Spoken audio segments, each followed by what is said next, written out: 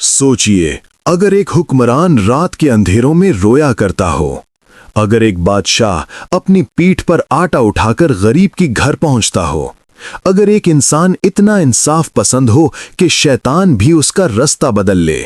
ये कहानी सिर्फ एक खलीफा की नहीं, ये कहानी है खौफ खुदा की जिंदा निजाम की। जिस शख्स के इस्लाम लाने से पहले मुसलमान छुप कर जीते थे, उसी के इस्लाम लाने के बाद हक ने सर उठा लिया।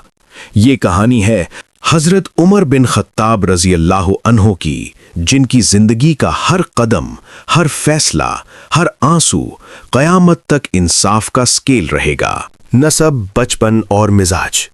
हजरत उमर रजी अल्लाह अन्हु का ताल्लुक कुरैश के कबीले बनु अदी से था। उनका नसब रसूल अल्लाह सल्लल्लाहु अलैहि वसल्लम से जा मिलता है। बचपन से ही सख्त मिजाज, सच पसंद और जिम्मेदार थे। जाहिलियत के दौर में भी झूठ से नफरत करते थे, पर इस्लाम को कुरैश के निजाम के लिए खतरा समझते थे। इस्लाम का सबसे बड़ा दुश्मन क्यों? उमर रजी अल्लाह अन्हु इस्लाम के खिलाफ इसलिए थे क्योंकि कबीलाई निजाम टूट रहा था, बुतों का निजाम खत्म हो रहा था, बराबरी का पैगाम आ रहा था। उनके लिए ये सिर्फ मजहब नहीं, रेवोल्यूशन थी। इसी जज्बे में तलवार उठाई, कुरान से टक्कर और दिल का पिघलना। बहन के घर का वाकया सिर्फ गुस्सा नहीं था, ये फितरत और हक की टक्कर थी। सूरत ताहा के अल्फाज, ताहा मा अंजलना अलैकल कुरआना लितश्का, हर लफ्ज सीधा दिल में। यहीं से उमर रजी अल्लाह अन्हु टूट गए। दारे अरकम और दुआए नबी सल्लल्लाहु अलैहि वसल्लम। रसूल अल्लाह पहले ही दुआ कर चुके थे, या अल्लाह, उमर बिन खत्ताब या अमर बिन हिशाम में से किसी को इस्लाम अता फरमा। दरे अरकम में उमर का कदम रखना इस्लाम की हिस्ट्री का टर्निंग पॉइंट था। इज्जत इस्लाम का दिन। उमर रजी अल्लाह अन्हु ने पहला सवाल किया, हम छुप कर क्यों जिएं? काबा में पहली खुली नमाज। शैतान के लिए ये नया दौर था। रसूल सल्लल्लाहु अलैहि वसल्लम के साथ उमर। हर जंग, हर मशवरा, बदर, उहुद, खंदक, कुरान उमर की राय की तस्दीक करता रहा। खलीफत से पहले का तज़किया। उमर रजी अल्लाह अन्हु अक्सर कहते, मुझे मेरे ऐब बताओ। ये लीडरशिप ट्रेनिंग थी। इस्लाम सिर्फ दीन नहीं, एक मुकम्मल स्टेट। हजरत उमर फारूक रजी अल्लाह अन्हो का दौर सिर्फ फुतूहात का दौर नहीं था, ये इस्लामिक गवर्नेंस का फाउंडेशन पीरियड था। उन्होंने समझा कि अगर निज़ाम स्ट्रॉन्ग ना हो तो इंसाफ सिर्फ जज्बा बनकर रह जाता है। हिजरी कैलेंडर का आगाज। रसूल अल्लाह सल्लल्लाहु अलैहि वसल्लम के बाद जब इस्लाम दूर दूर तक फैल गया, डॉक्यूमेंट्स, कॉन्ट्रैक्ट्स और ऑर्डर्स में डेट्स का मसला पैदा हुआ।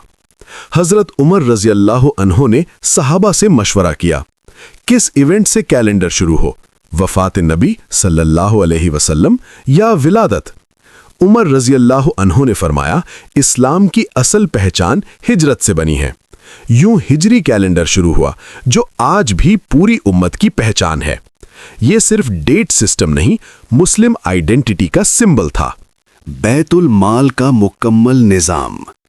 उमर रजी अल्लाह अन्हु के दौर से पहले माल आता और फौरन तकसीम होता था। उन्होंने पहली बार स्टेट ट्रेजरी सिस्टम बनाया। ज़कात, जिज़िया, फ़ै, खुम्स, सब का रिकॉर्ड। रूल, खलीफा को भी सिर्फ ज़रूरत के मुताबिक मिलेगा, अपने लिए कभी एक्स्ट्रा नहीं। उनका लिबास पैच्ड था। घर में चिराग अपना होता, स्टेट का चिराग सिर्फ स्टेट के काम के लिए। काजी जुडिशल सिस्टम। हजरत उमर रज़ी अल्लाह अन्हु ने कहा, इंसाफ बिना अदालत के जिंदा नहीं रह सकता। इसलिए काजी को गवर्नर से आज़ाद किया। जज सिर्फ अल्लाह के सामने जवाब दे। उनका मशहूर खत, फैसला कुरान और सुन्नत से करो, अगर न मिले तो अपनी अक्ल से, मगर जुल्म से बचो। ये इंडिपेंडेंट जुडिशरी का पहला कॉन्सेप्ट था। Governor accountability system. حضرت عمر رضی اللہ عنہ نے ہر گورنر کے لیے قانون بنایا۔ امیر کپڑے نہیں پہنے گا، مہنگا گھوڑا نہیں رکھے گا، دروازہ بند نہیں کرے گا، لوگوں سے زیادہ مال نہیں بنائے گا۔ حج کے موقع پر سب گورنرز کا پبلک آڈٹ ہوتا۔ اگر کوئی شکایت آتی تو عمر رضی اللہ عنہ فوراً انکوائری کرتے، چاہے اپنا قریبی دوست ہی کیوں نہ ہو۔ Rule of law, rule of Umar نہیں۔ عمر جو دن کا خلیفہ تھا، رات کا نوکر۔ حضرت عمر رضی اللہ عنہ رات کو اکثر مدینہ کی گلیوں میں نکل جاتے۔ نہ گارڈز، نہ پروٹوکول، نہ پہچان۔ ایک رات بچوں کے رونے کی آواز سنی۔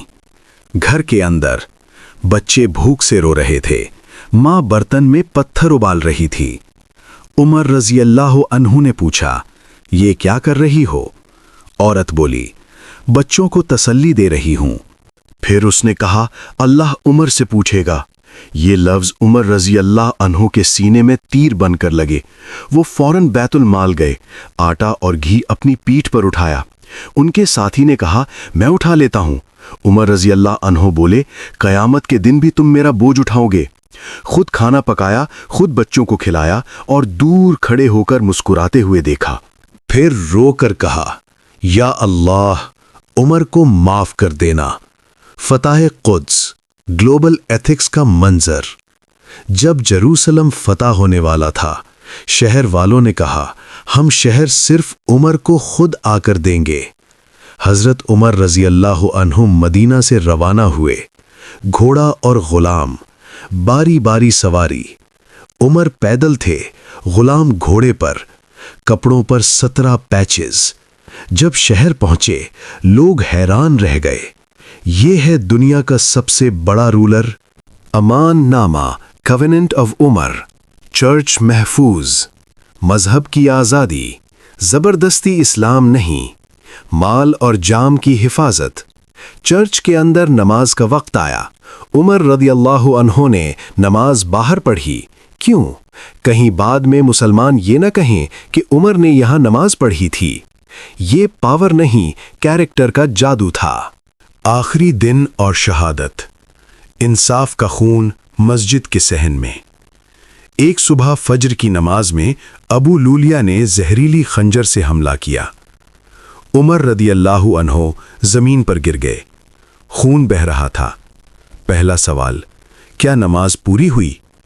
انہوں نے اپنے بعد کا نظام سوچا۔